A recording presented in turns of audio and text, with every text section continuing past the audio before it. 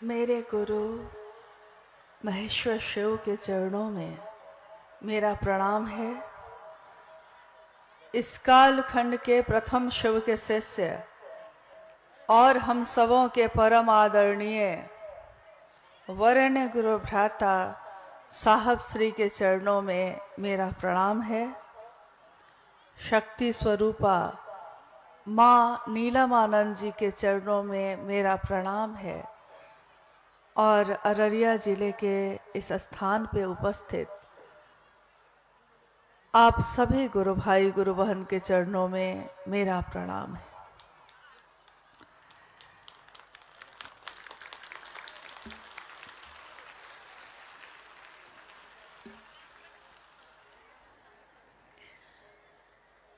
आज का ये शिव गुरु महोत्सव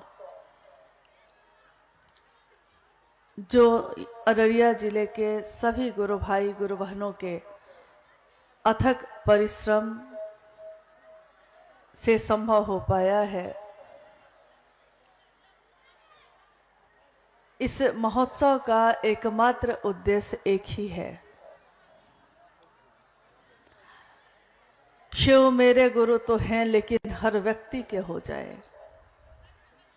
हरिंद्र कहते हैं शिव है गुरु, इनको जन जन प्रतिष्ठित करो।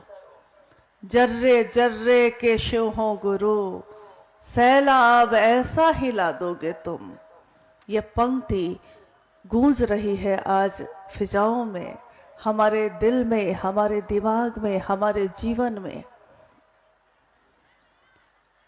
जो जीवन आज है ये पहले तो नहीं था। जो शिव की शिष्यता का भाव आज इतना व्याकुल है, बेचैन है, इसमें पीड़ा है, इसमें प्रेम है, इसमें लगन है अपने गुरु की। जब हम सब ने इस कालखंड में जन्म लिया, हमारे घर परिवार में हमने देखा कि घर के पूजा घर में, मंदिरों में शिव की पूजा होती है। अपने बचपन में मैंने देखा कि विभिन्न देवी देवताओं की पूजा तो हो रही है, लेकिन सर्वाधिक पूजा अगर किसी की देखी तो देखा कि महादेव की। और महादेव की पूजा में ये भी देखा कि कर्म कांड कम है और भाव ज्यादा है। बाकी पूजा में तो बहुत कर्म कांड है, महादेव की पूजा में न्यूनतम भाव की प्रधानता शुरू से रही है। अभी आपने सुना अनुभया से कि भारत की संस्कृति में शिव, उस बारे में पूरी दुनिया ही जिसकी इच्छा मात्र है, शिव की इच्छा से ये सृष्टि सृष्ट है। और भारत की ये भूमि, ये देश, जिस देश में हम आप रहते हैं, इस देश के रहने वालों ने पूरी दुनिया के लोगों को ज्ञान का संदेश दिया, शांति का संदेश दिया है।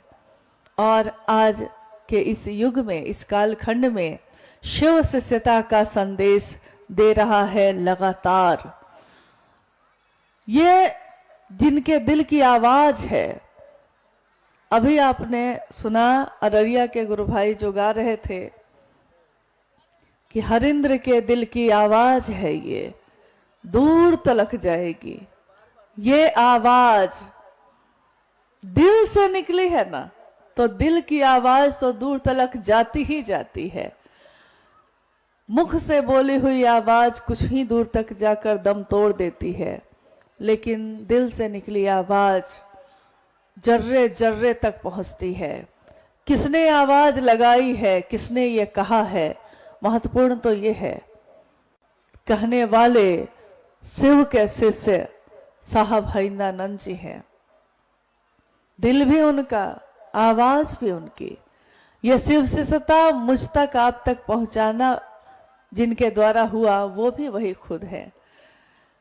और उन्होंने जगत के लोगों को ये कहा कि वही महादेव जो महाकाल है, वही महादेव जो काल से भी परे है, जिसकी मात्र इच्छा से ये सृष्टि सृष्ट है। शिव की इच्छा हुई और ये दुनिया बनी। शिव की इच्छा सृष्टि की नियामक शक्ति है, यानी नियंत्रण करती है पूरी सृष्टि को, सृष्टि के कण कण को, हमारे आपके जीवन के पल पल को जो नियंत्रित करती है, वो इच्छा है शिव की। शिव की इच्छा जगत की नियामक शक्ति है।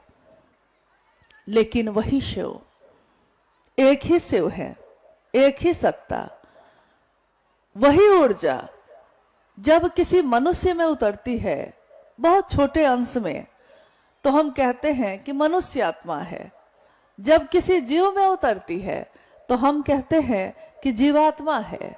और वही परम सत्ता, वही परम ऊर्जा जब परम ऊर्जा के रूप में होती है तो उसको कहते हैं परमात्मा। ईश्वरों के भी ईश्वर महेश्वर, महेश्वर यानी जितने ईश्वर हैं उन सब के भी मुख्य नियंत्रक है वो। दुनिया तो छोड़ दीजिए, इंसान तो छोड़ दीजिए, जितने भगवान हैं उन सब भगवानों के भी नियंत्रक वो खुद है। उनके अनेक रूपों की पूजा होती आई। महाकाल, महान मृत्युंजय, महायोगेश्वर, महाऔढ़रेश्वर, जितने भी रूप हैं, अलग अलग जब हम देखते हैं, अलग अलग सुनते हैं तो इसके अलग अलग नाम सुनाई देते हैं। लेकिन जब हम कहते हैं शिव, तो इस एक रूप में उनके समग्र स्वरूप है। जितने भी रूप हो सकते हैं उनके सारे के सारे रूप एक साथ हैं। हमारे आपके द्वारा जो 3 सूत्र किए जाते हैं, इन 3 सूत्रों की व्याख्या जो साहब ने की है, इसमें तीसरा सूत्र यानी नमः शिवाय से शिव को प्रणाम करना, शिष्यानुभूति ये कहती है कि शिव को प्रणाम करना नमः शिवाय से शिव के समग्र स्वरूप को प्रणाम निवेदित करने की विधा है। समग्र स्वरूप को। पीछे जो गुरु भाई हैं, कार्यकर्ता हैं, उनसे निवेदन है कि कृपया गुरु बहनों को शांति से रहने दीजिए, क्योंकि आप चुप हो जाइएगा तो वो तो चुप हो ही जाएंगी। अगर कोई कहता है कि चुप हो जाइए तो सारे लोग चुप हो जाते हैं, तो बाहर से तो सन्नाटा हो जाएगा, लेकिन मन अगर शांत नहीं हुआ तो बाहर के सन्नाटे को शांति नहीं कह सकते आप। तो मेरी अनुभूति है, मुझको लगता है ऐसा कि जहां हमारे गुरु शिव की उपस्थिति हो, जहां साहब और दीदी स्वयं उपस्थित हो, उस जगह पे किसी कार्यकर्ता की जरूरत नहीं पड़ती, क्योंकि उनकी उपस्थिति तो हमारे मन को खुद ही अनुशासन में डाल देती है।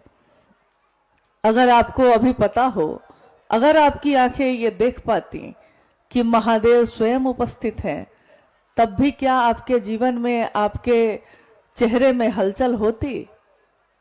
नहीं होगी। इसीलिए शिव शिष्यों में स्व अनुशासन होता है, वह स्वयं ही अनुशासित होते हैं। दुनिया की सारी व्यवस्था फेल हो जाती है, लेकिन शिव शिष्य एक सैलाब की तरह आते हैं, रहते हैं और उसी तरह शांतिपूर्ण ढंग से लौट भी जाते हैं। वो न चाहें तो गांव को भी पता न चले कि इतने लोग आए हैं, इतने शांत भाव से लौटते हैं और आज भी लौटेंगे। लेकिन आज अभी जो हम बैठे हैं, हम और आप आज जो बैठे हैं अपने गुरु के सानिध्य में, अपने साहब दीदी के सानिध्य में, तो आइए हम उस बात पे बात करते हैं जो साहब ने कही।